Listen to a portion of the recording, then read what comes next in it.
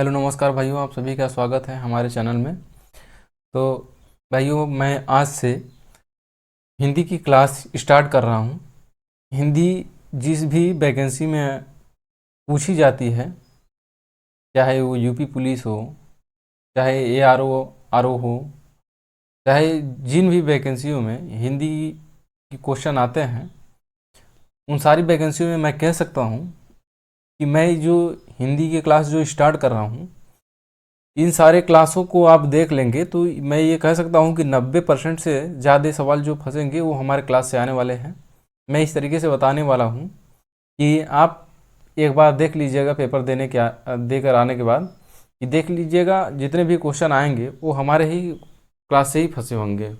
तो 90% से ज़्यादा जो क्वेश्चन फंसेंगे वो हमारे ही क्लास से फंसने वाले हैं। तो अब इस चीज़ को थोड़ा ध्यान दीजिएगा। और यूपी पुलिस री एग्ज़ाम अभी फ़िलहाल में है, तो इसको थोड़ा ज़्यादा ध्यान में रखते हुए आगे बढ़ते हैं। और यूपी पुलिस में भी आप पेपर देख लीजिएगा कि इसमें से जो क्वेश्चन आएंगे वो बहुत ही ज़्यादा फंसने वाले हैं। ठीक, हमारे क्लास से आएंगे। तो चलिए, आज जो हमारी क्लास है, तो आज ये क्लास फर्स्ट है। ठीक है, अध्याय आज 1 है। ठीक है, तो इसमें हम जो पढ़ने वाले हैं ये हिंदी भाषा का मुख्य तथ्य पढ़ने वाले हैं, जो कि अभी जो बेसिक जानकारी है हिंदी की उसको लेते हैं। तो ये है हिंदी की मुख्य तथ्य के बारे में जानेंगे आज हम। ठीक है, हिंदी की मुख्य तथ्य के बारे में जानेंगे। तो मैं आपको बता दूं कि हिंदी जो भाषा है ये विश्व की लगभग 3000 भाषाओं में से एक है जो ये हिंदी है।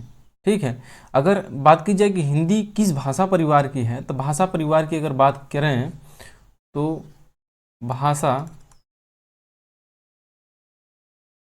परिवार के आधार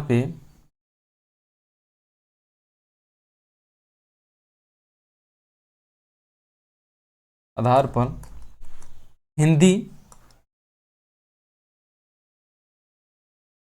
भारोपी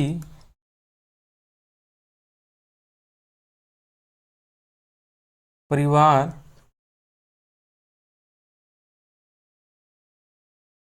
की भाषा है।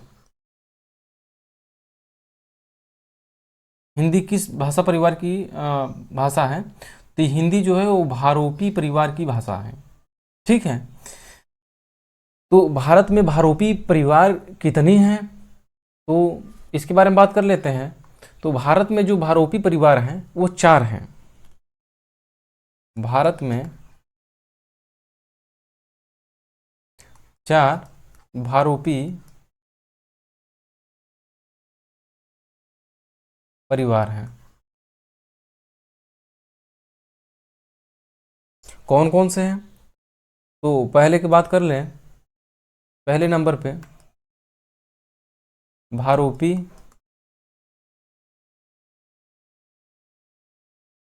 दूसरे नंबर पे आता है द्रविड़,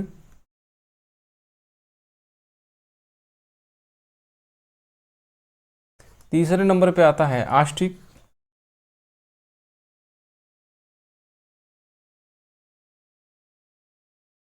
चौथे नंबर पे आता है चीनी तिब्बती। चीनी तिब्बती।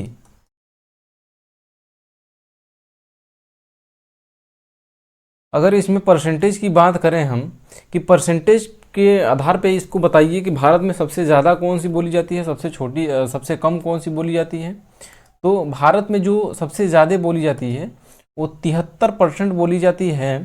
ये थोड़ा कम दिख रहा है।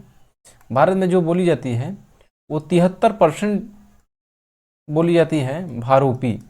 ठीक है, ये द्रविड़ जो है, ये द्रविड़ बोली जाती है 25%, और आस्टिक जो बोली जाती है 1.3% बोली जाती है, और चीनी तिब्बती जो बोली जाती है 0.7% बोली जाती है।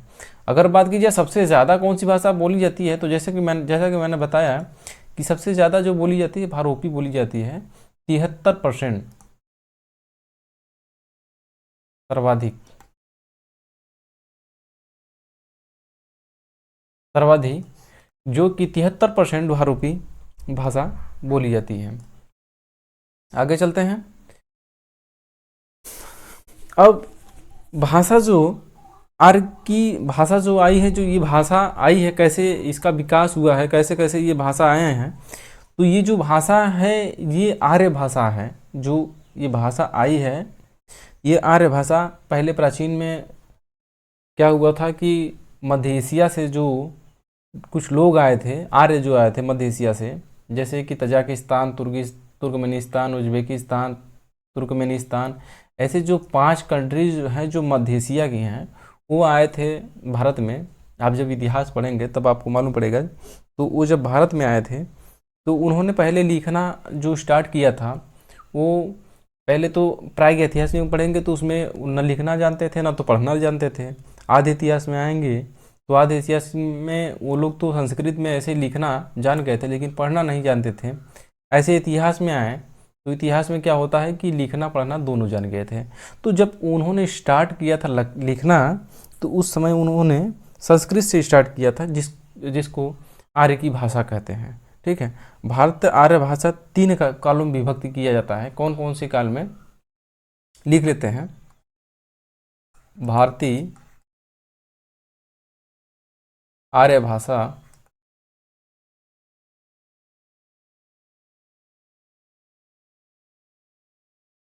3 कालों में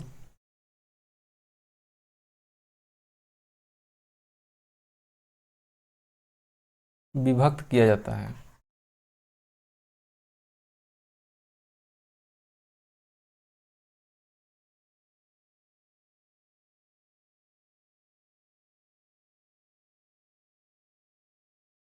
भारतीय आर्य भाषा को 3 कालों में विभक्त किया जाता है।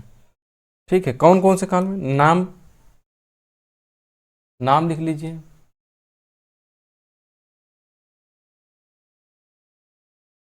नाम, प्रयोग काल,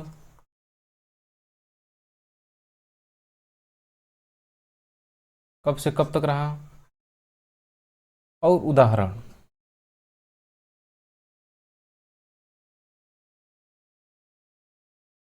प्राचीन भारतीय आर्य भाषा। ठीक। पहला, प्राचीन भारतीय आर्य भाषा।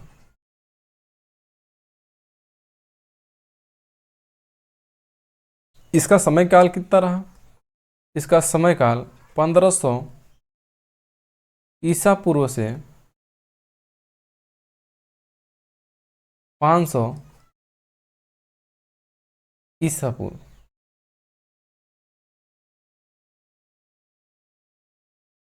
ईसा पूर्व का मतलब कि, अब जानते हैं, अगर नहीं जानते हो तो बता दे रहे हैं। ईसा पूर्व का मतलब कि ईसा मसीह के जन्म के बाद जो होता है उसको ईसवी कहते हैं। अब ईसा मसीह के जन्म के जो पहले जो संसार चलता था उसको ईसा पूर्व कहते हैं। ठीक है। ईसा मसीह से पूर्व का जो समय है उसको ईसा पूर्व कहते हैं। तो इसमें अगर बात की जाए कि उस समय की कौन सी भाषा थी, कौन सी आर्य भाषा थी, उस समय कौन सी लैंग्वेज में प्रयोग किया जाती थी, कौन सा भाषा प्रयोग किया जाता था, तो उसमें वैदिक संस्कृत, वैदिक संस्कृत,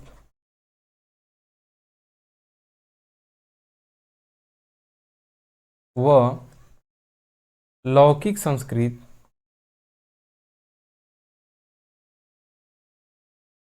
लौकिक संस्कृत प्रयोग की जाती थी। ठीक है। आगे दूसरी कौन सी भाषा है?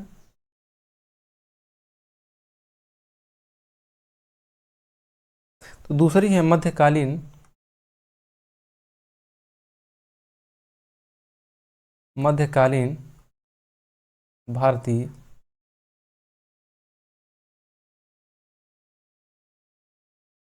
आर्य भाषा।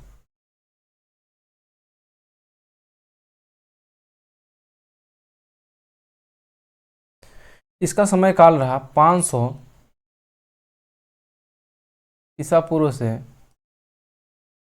1000 ईस्वी तक। इसमें पाली, प्राकृत, अपभ्रंश,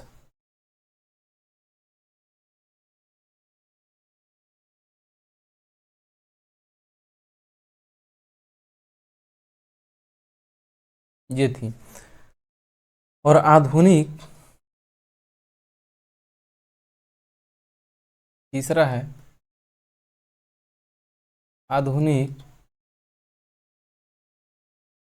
भारतीय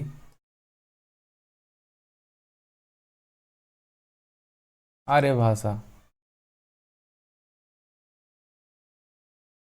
इसका समय काल रहा 1000 ईस्वी से अब तक। इसमें कौन कौन सी भाषा है? इसमें है हिंदी भाषाएं,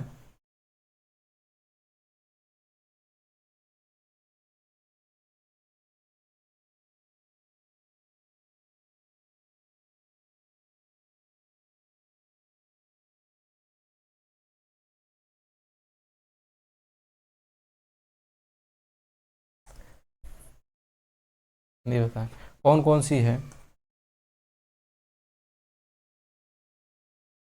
ये है बंगला, उड़िया, असमिया,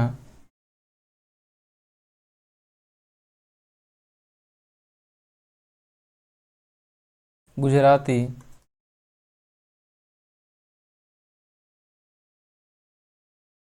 ये भाषाएं। ठीक है, ऐसे ही और है, पंजाबी है, मराठी है।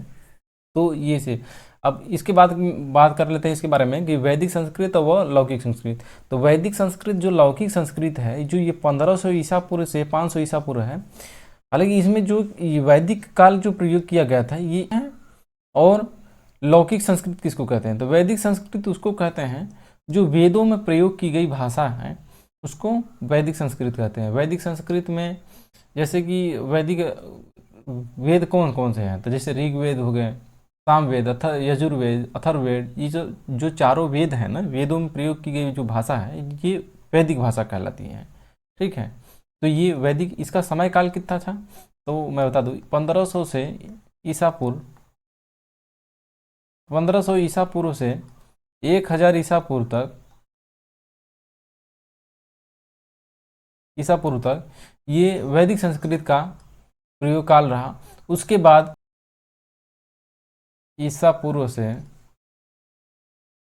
500 ईसा पूर्व जो है,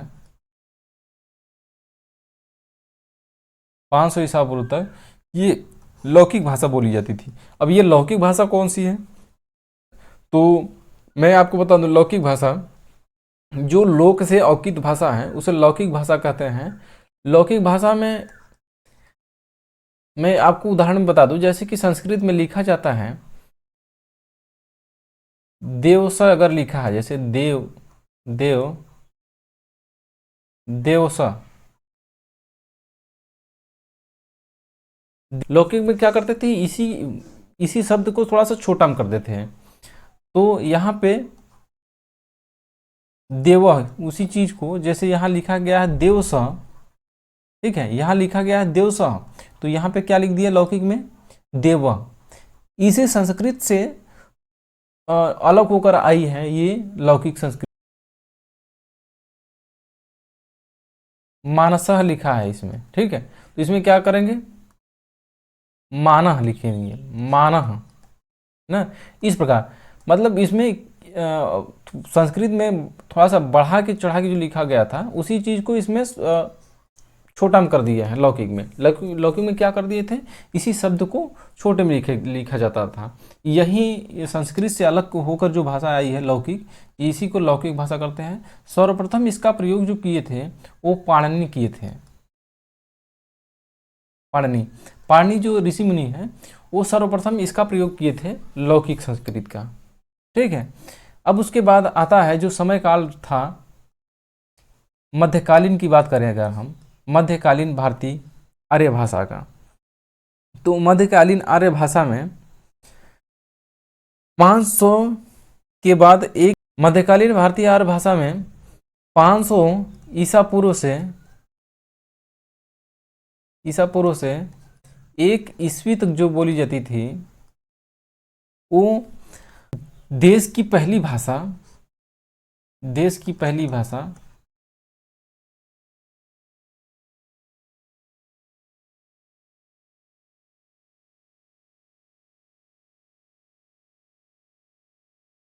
पाली बोली गई।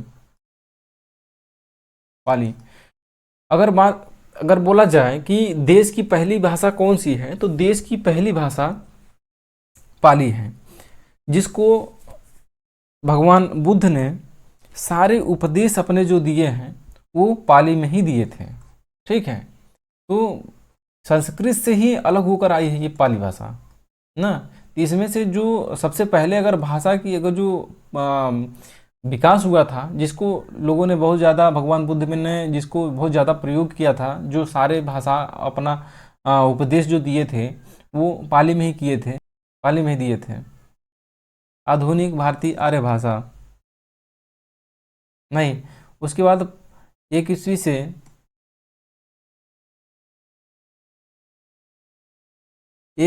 से 500 ईस्वी तक,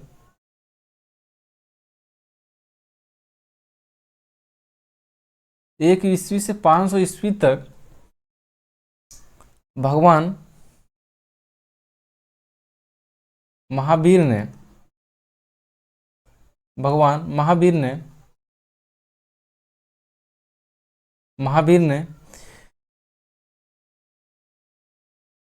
ये प्राकृत प्राकृत प्राकृत भाषा का प्रयोग किया था।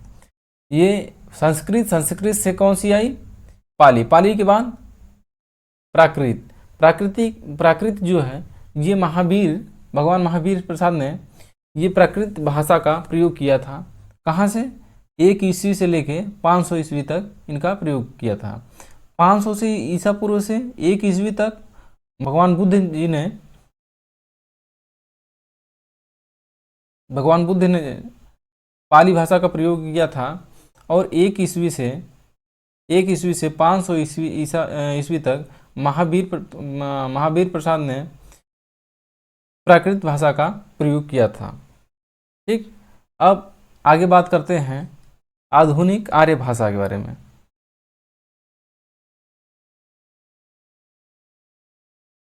इसी में आपको बता दें, इसी में ये इसको भी बता दें हम अपभ्रंश के बारे में।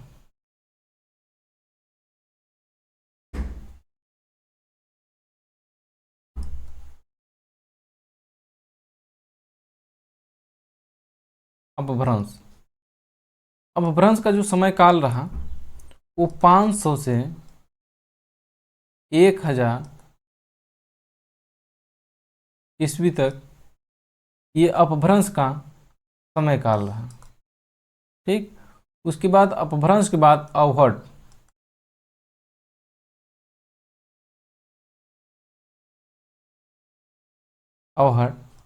इसका 900 से 1100 ईस्वी तक इसका समय काल रहा। अब बात करते हैं ये आधुनिक भारतीय आर्य भाषा का।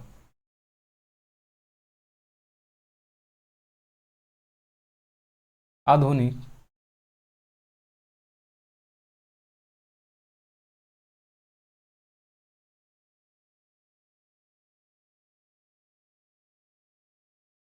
भारतीय आर्य भाषा। आधुनिक भारतीय आर्य भाषा। भारतीय आर्य भाषा का समय काल क्या रहा? तो इसको भी 3 भागों में विभक्त किया जाता है। हिंदी, प्राचीन हिंदी, प्राचीन हिंदी, मध्यकालीन हिंदी,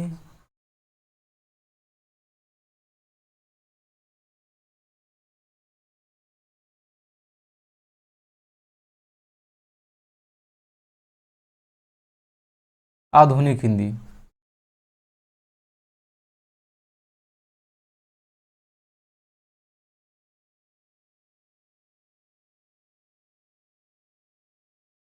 आधुनिक हिंदी। अब इसका समय काल क्या रहा? तो प्राचीन हिंदी का जो समय काल रहा वो 1100 ईस्वी से 1400 ईस्वी तक इसका समय काल रहा। 1400 ईस्वी से 1850 ईस्वी तक मध्यकालीन हिंदी का समय काल रहा, और 1850 ईस्वी से अब तक जो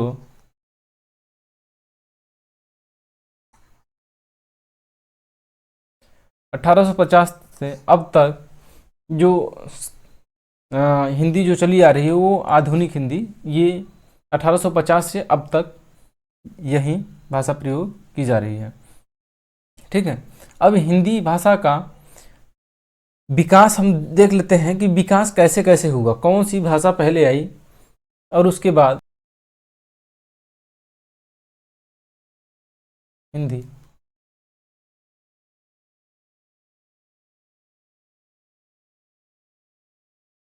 भाषा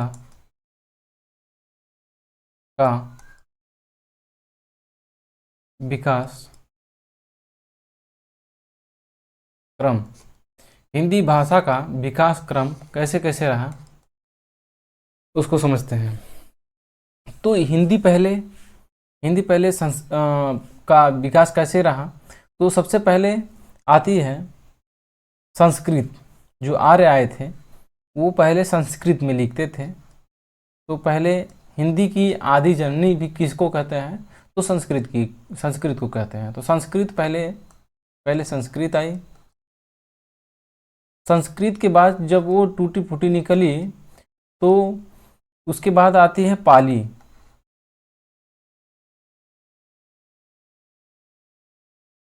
पाली भाषा, जिसका प्रयोग भगवान बुद्ध जी ने अपने सारे उपदेशों में पाली भाषा का प्रयोग किया था। उसके बाद इससे टूट फूट कर बनती है प्राकृत।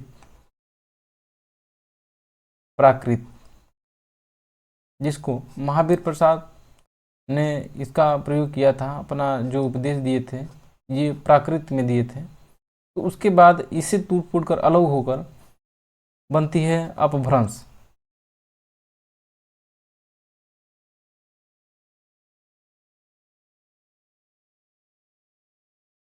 अपभ्रंश अपभ्रंश से अलग होकर बनती है अवहट। अवहट और अवहट से आप कह सकते हैं कि जो प्राचीन हिंदी है, प्राचीन हिंदी का विकास हुआ, या इसी को प्रारंभिक हिंदी।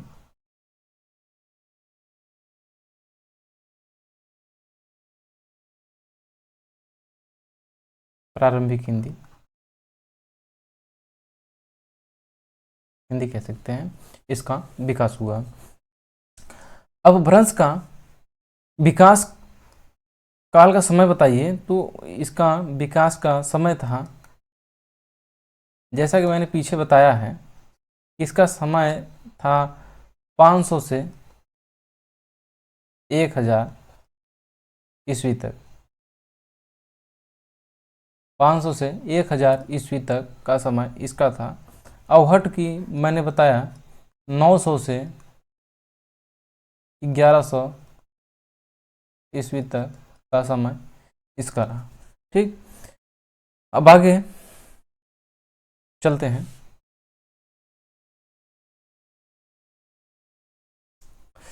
अपभ्रंश से आधुनिक भारतीय आर्य भाषा का विकास कैसे रहा? अपभ्रंश से आधुनिक भारतीय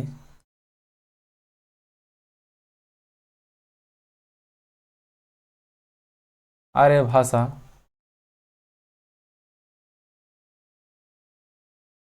का विकास।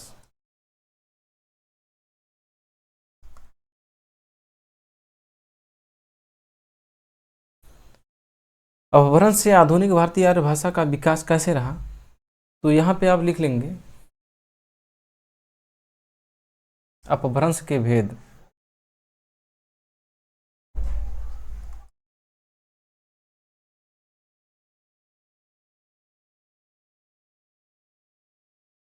अपभ्रंश के भेद।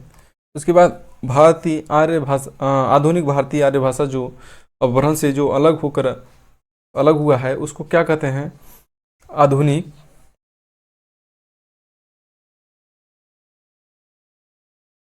भारतीय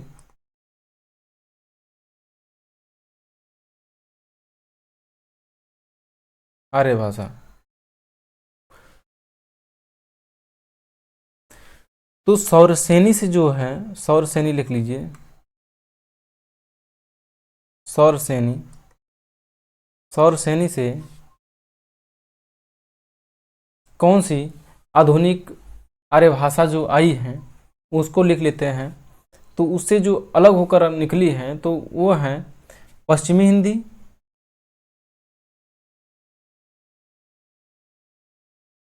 पश्चिमी हिंदी, राजस्थानी,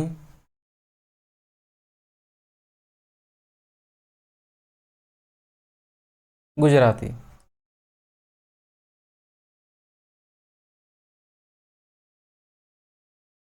आगे चलते हैं।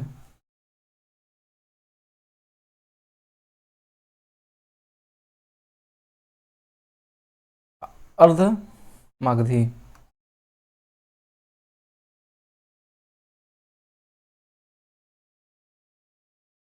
अर्धमागधी में कौन कौन सी हैं, तो अर्धमागधी में पूर्वी हिंदी है। कौन सी हिंदी है, पूर्वी हिंदी है। तो उसके बाद मागधी,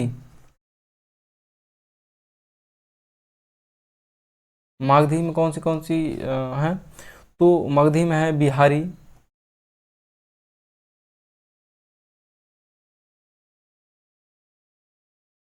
उड़िया, बांग्ला,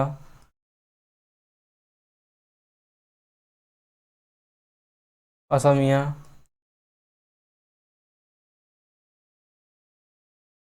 ये भारतीय आधुनिक आर्य भाषा है। उसके बाद खस की बात करें तो खस बोली जाती है पहाड़ी,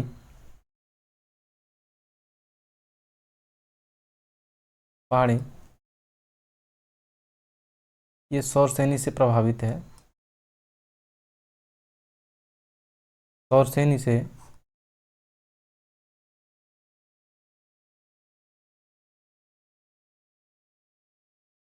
प्रभावित। उसके बाद आती है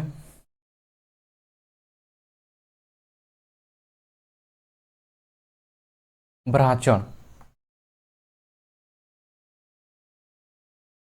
ब्राह्मण बोली जाती है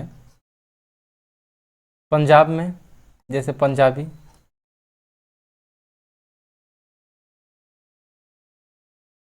और सिंधी।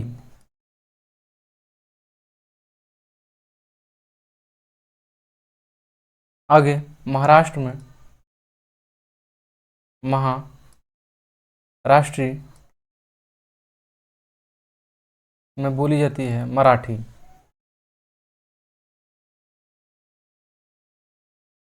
अभी इसके जो